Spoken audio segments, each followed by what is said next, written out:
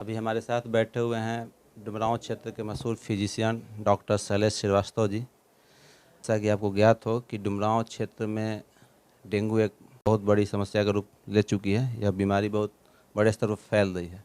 अभी डेंगू से ही संबंधित हम बात करने के डॉक्टर साहब के पास आए हुए हैं। डॉक्टर साहब, सबसे पहले तो आपका स्वागत कर रहे हैं। धन्यवाद धन्यवाद इस मंच पे है अवसर देने के लिए और लोगों के बीच जागरूकता फैलाने के लिए। सबसे पहले तो आप ये बताइए कि डेंगू है क्या, और मतलब है क्या और इसका कारण क्या क्या है। डेंगू एक तरह का वायरल बीमारी है जो कि मच्छर के द्वारा मच्छर के द्वारा जो है किसी इंसान के शरीर में ये प्रवेश करता है। डेंगू फैलाने वाला जो मच्छर है उसका नाम है एडिस एजिप्टी और वो वायरस को कैरी करता है, मतलब अपने शरीर में लेके जाता है और फिर अपने शरीर से अपने बाइट के द्वारा जब वो मच्छर किसी स्वस्थ आदमी को काटता है तो उसके खून में वो अपना वायरस वो छोड़ देता है और फिर वो आदमी जो है वो व्यक्ति डेंगू से संक्रमित हो जाता है। तो ये मेनली एक वायरल बीमारी है जी। मतलब जानलेवा जानलेवा हो सकता है अगर इसका सही समय पे और सही तरीके से इलाज न किया जाए तो जानलेवा भी होता है। हालांकि मोर्टेलिटी रेट इसका काफ़ी कम है। ज़्यादातर केसेस में डेंगू जो है नॉर्मल ट्रीटमेंट से और प्रॉम्प्ट, मतलब कि तुरंत अगर उसकी चिकित्सा सहायता ली जाए तो जल्दी रिकवरी हो जाती है। तो इसमें मोर्टेलिटी या मृत्यु दर जो कहें वो उन्हीं लोगों में ज़्यादा देखी जाती है जिनका इलाज सही समय पे नहीं हो पाता, या जो डेंगू के दूसरे चरण जिसको कि सीवियर डेंगू या जो गंभीर स्टेज में जो आते हैं उसमें जो है संभावना ज़्यादा रहती है। अच्छा, आधुनिक मेडिकल साइंस की बात करें तो अब बहुत कम ही लोग हैं जो कि हमारे लिए जानलेवा होते हैं। तो सबसे पहले तो सबसे बड़ी बात होती है लोगों को पकड़ने की। इसके कुछ लक्षण क्या क्या हैं कि इन लक्षणों से लोग पकड़ लें।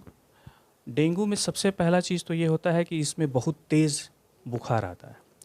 तेज़ बुखार के साथ सिर में काफ़ी तेज़ दर्द, उल्टी होना, जी मिचलाना, पेट में भी दर्द हो सकता है और भूख प्यास का न लगना।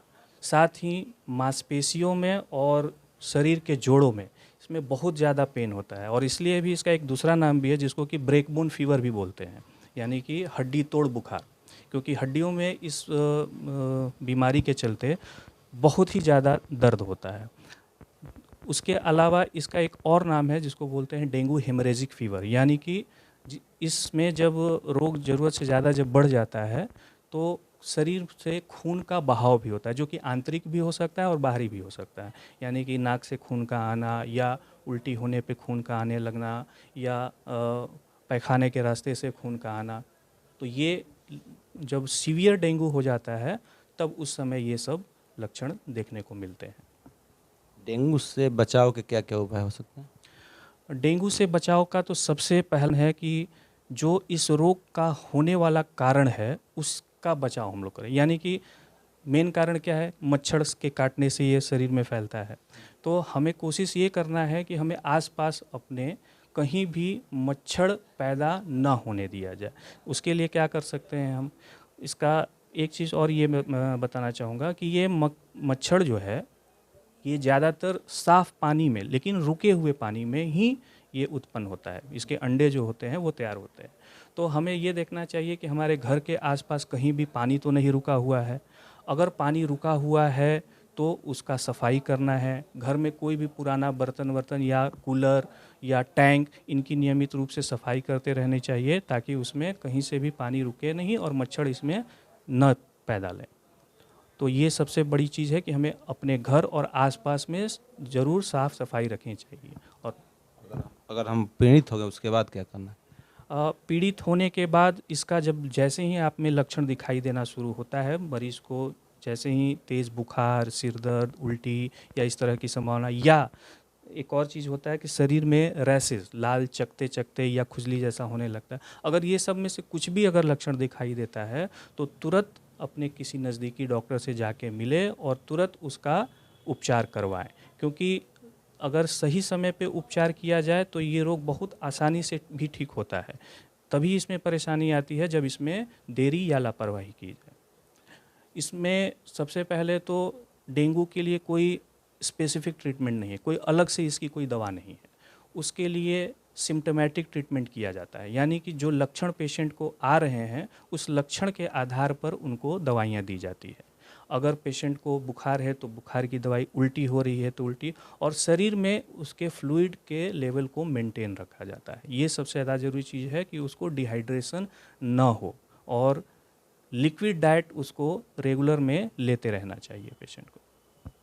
समाज में अक्सर देखते हैं कि डेंगू पीड़ित अक्सर उनको बकरी का दूध या ये पपीते का पत्ता दिया जाता है, इसका क्या मेडिकल साइंस? मेडिकली इसके लिए कोई भी ऑथेंटिक डाटा नहीं है, ना ही इस पे कोई इस तरह का कोई रिसर्च है।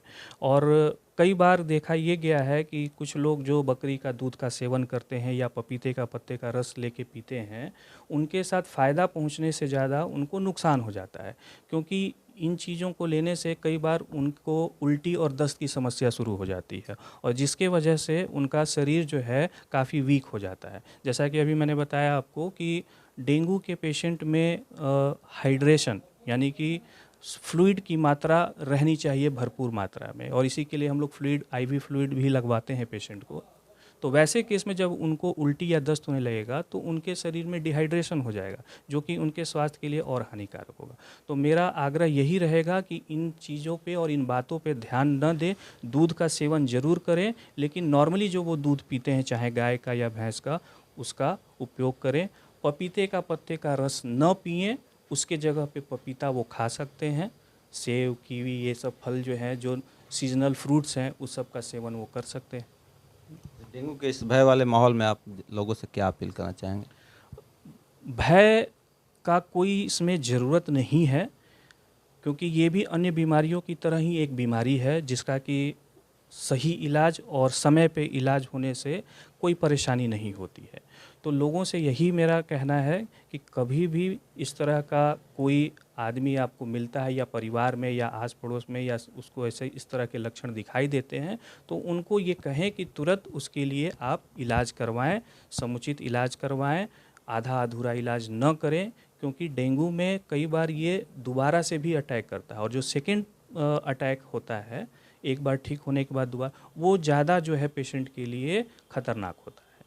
तो इसमें घबराने वाली कोई बात नहीं है। खाने पीने पे बढ़िया से ध्यान देना है, शरीर में अपने फ्लूइड की मात्रा को मेंटेन रखना है, नारियल पानी, दूध, जूस, फल, ये सब का सेवन करते रहना है, और अन्न भी खाना है। अधिकतर पेशेंट हमारे पास आते हैं और वो बोलते हैं कि हमसे खाया ही नहीं जा रहा है। बिल्कुल, बुखार के समय में या कोई भी बीमारी के समय सबसे पहला असर भूख पे ही पड़ता है, एपेटाइट पे ही पड़ता है, लेकिन थोड़ा थोड़ा करके भी खाते रहना है ताकि शरीर में एनर्जी रहे, और यही जो है आपको रोग से लड़ने में आपकी मदद करेगा।